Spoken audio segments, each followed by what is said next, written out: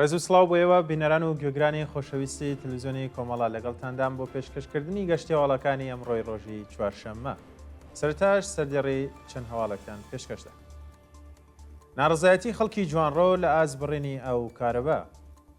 ڕەتکردنەوەی داوای ئازادی بە مەرجی ماشاءڵڵا کەرەمی لە زیندان. درێژکردنەوەی ماوەی بەندکرانی محەممەد ئەڵڵا ڕەزایی لە گرتوخانەی دێولان. ئازادی فەرهاد کەریمی بەدانانی وەسیقا لە زندانی نەغەدە. دوامین کۆبوونەوەی کرێکارانی پارسی جنوبی و بنەماڵەکانیان لە عسەلویە. سەرکوتی کرێکارانی پترۆشیمی ڕازی لەلایەن حراسەتی شیرکەت و ناڕەزایەتی ژنانی ئەفغانستانی لە ئازبێدەنگی کۆمەڵگای جیهانی.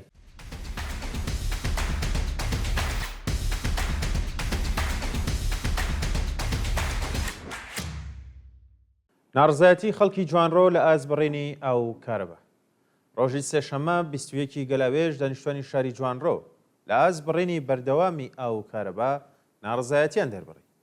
بە وتەی ناڕازیان بڕێنی بەردەوامی ئاو کارەبا ژیانی بۆ دانیشتوانی شاری جوانڕۆ سەخت کردووە و ڕۆژانە دوو جار ئاو کارەبا دەبڕن.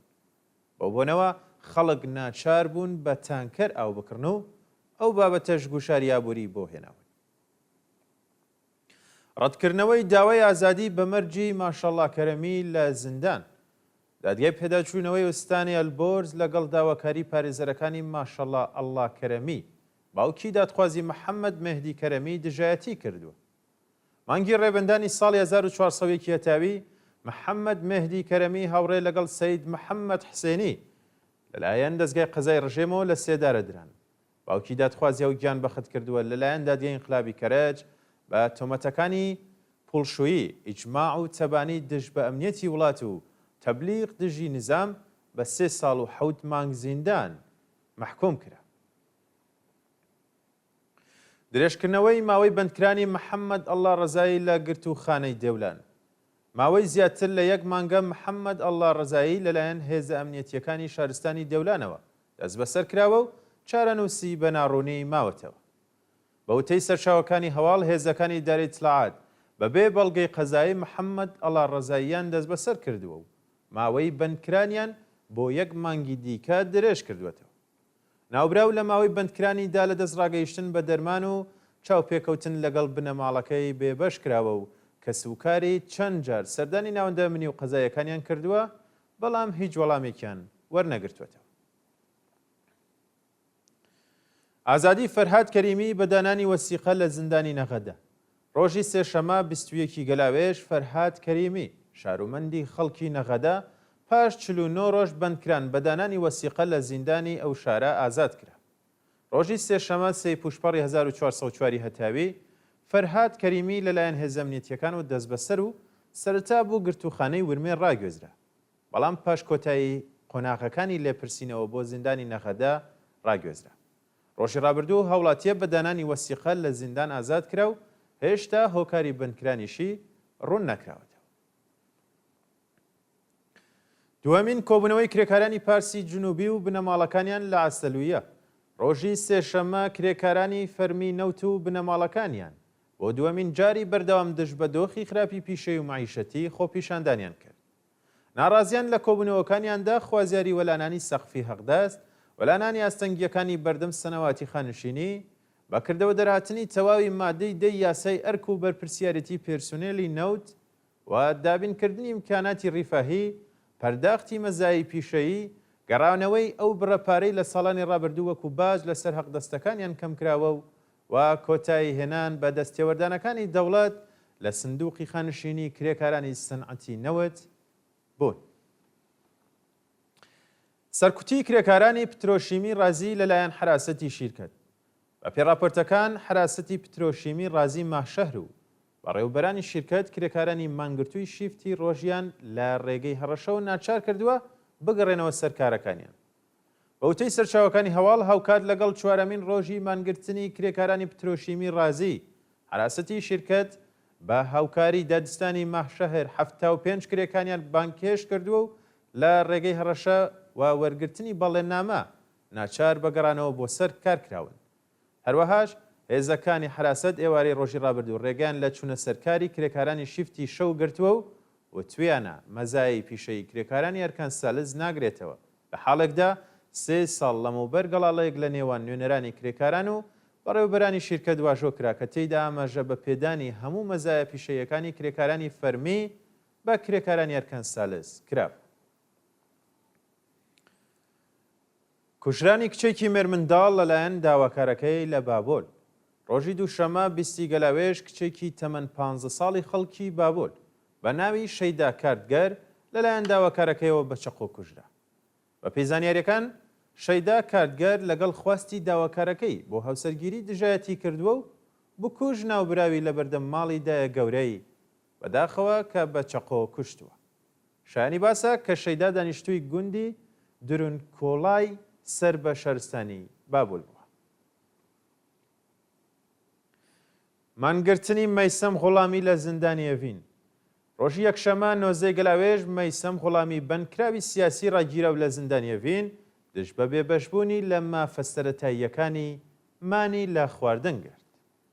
مەیسەم غوڵامی لە پەیوەندیەکی تەلەفۆنیدا ڕایگەیاندووە کە لە ناڕزایەتی بەنەبوونی ئیمکاناتی ڕفاهی و دزینی کەلوپەلە شەخسیەکانی دەستی داوەتە مانگرتن. جێگای ئاماژەیە کە پاش بردومانی زیندانی ئەڤین سەدان بەندکراو بە کاتی شەو بە توندوتیژیەوە بۆ زیندانی تارانی گەورە گواستراونەتەوە. چەند ڕۆژ لەمەوبەر بەشێک لە بەندکراوان گەڕێنراونەتەوە بۆ زیندانی ئەڤین بەڵام کەلوپەلی شەخسی بەشێکیان دیار نەماوە. گواستنەوەی مەهدی فەراحی شاندیز موعەلیمی ئازادی خواز بۆ زیندانی ئێڤین. پاش چەند مانگ بیلا تەکلیفی مەهدی فەراحی شاندیز چالاکی سنفی فەرهەنگیانی تاران و بەندکراوی سیاسی پێشوو کە لە کۆبوونەوەی موعەلیمان لە ڕۆژی 11 گوڵانی ئەمساڵ دەست بەسەرکرا بوو بۆ زیندانی ئێڤین ڕاگوێزرا. مەهدی فەراحی شاندیز زیاتر لە 12 ساڵ لە تەمەنی خۆی بەهۆی چالاکیەکانی لە زیندان تێپەڕ کردووە و ئێستا بۆ جارێکی دیکە لەلایەن وەزارەتی ئیتلاعاتەوە خراوەتەوە شێر گوشار. کۆمیتەی بەدواداچوون بۆ چارەنووسی بەندکراوانی سیاسی مەدەنی و سنفی وێ ڕای شەرمەزارکردنی سەرکوتگەریەکانی حکومەت ڕایگەیاند داکۆکیکردن لە مافەڕەوەکانیان حەقی هەموو موعەلیمان و کرێکارانە و داوا دەکەین هەموو بەندکراوانی سیاسی بە زووترین کات ئازاد بکرێن. کوژران و برینداربوونی دوو سوختبەر بەهۆی تەقینەوەی مین لە گوڵشەن. ڕۆژی سێشەمە 21 گەلاوێژ دوو سوختبەری بەلوچ لەوانە مێرمنداڵێک بەهۆی تەقینەوەی مین لە ناوچەی سنووری کەڵەکان لە شارستانی گوڵشەن کوژاون و بریندار. بەپێی راپۆرتی حەڵوەش دوو سوختبەری ماتۆرسوار لە سنووری کەڵەکان بە سەرمینێکی چێنراوی سپای پاسداراندا کەوتون و بەهۆیەوە یەکێکیان بە ناوی قوتوس گومشادزهی تەمەن 18 ساڵ گیانی بەخت کردووە و سوختبەرێکی دیکە کە هێشتا ناسناوی ئاشکرا نەکراوە بریندار بووە. بێوەشکردنی فەرهاد حافزی لە دەرمان لە زیندانی ئەڤین. فەرهاد حافزی سمنانی بەندکراوی سیاسی ڕاگیرە و لە زیندانی ئەڤین تووشی نەخۆشی بووە بەڵام لەلایەن بەپرسانی زیندانەوە لە دەست ڕاگەیشتن بە دەرمان بێبەش کراوە. بەوتەی بنە ماڵێ و بەندکراوە فەرهاد نەخۆشی دڵی هەیە و ڕۆژی ڕابردوو دۆخی تەندروستی تێک چووە بەڵام بەرپرسانی زیندان ڕێگەیان لە ناردنی بۆ نەخۆشخانەی دەرەوەی زیندان گرتووە. مانگی جۆزەردانی 1402 هەتاوی فەرهاد حافزی لەلایەن لقی 15 دادگای ئینقلابی تاران بە سەرۆکایەتی قازی سەڵواتی بە تۆمەتەکانی چالاکی تەبلیغی دژ بە نزام، ئیجماع و تەبانی دژ بە ئەمنیەتی وڵات و بێڕێزی بە ڕێبەری سەرجەم بە 8 ساڵ زیندان مەحکوم کرا کە 5 ساڵیشی بۆ جێبەجێ دەکرێت. ناڕزایەتی ژنانی ئەفغانستانی لە ئاست بێدەنگی کۆمەڵگای جیهانی.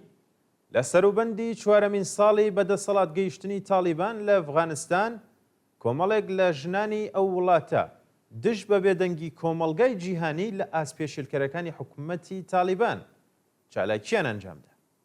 ژنانی ناڕازی کۆمەڵگای جیهانیان بە سازش لەگەڵ حکوومەتی تالیبان تۆمەتبار کردووە و ڕخنەیان لەو وڵاتانە گرتووە کە پەیوەندیەکانیان لەگەڵ ئەو دەسەڵاتە سەرکوتگەرە ئاسایی ئەکەنەوە. چالاکوانانی ژن ڕایەنگەیان حکوومەتی تالیبان بە شێوەی سیستماتیک ژنانی لە بوارەکانی کۆمەڵایەتی سیاسی و پەروەردە وەلا ناوە و بە پێڕەوکردنی ئاپارتایدی جنسیەتی داهاتووی ژنانی تاریک کردووە. کۆمەڵگای جیهانی ژنانی ئەفغانستانیان لە پێناو قازانجپەرستیدا قوربانی کردووە. بەڵێ بینەران، دوایین هەواڵمان سەبارەتە بە گیان بەختکردنی 10 فەڵەستینی لە هێرشی ئەرتەشی ئیسرائیل.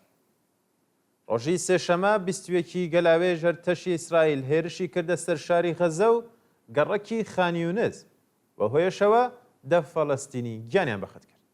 وێڕای هۆشداری کۆمەڵگای جیهانی بە دەوڵەتی ناتانیاهۆ بۆ داگیرکردنی تەواوی کارتی غەزە، ئەرتەشی ئیسرائیل هێرشی بەرینی بۆ سەر شاری غەزە و گەڕەکی خانیونز دەست پێ کردو و ڕۆژی ڕابردووش بەلانی کەم 10 فەڵەستینی گیانیان لەدەستداوە و بە دەیان کەسیش بریندار بوو. بەڵێ بینەرانی خۆشەویست، گەشتی هەواڵەکانم پێشکەشکردن کات و ساتێکی خۆش بە هەموو لای.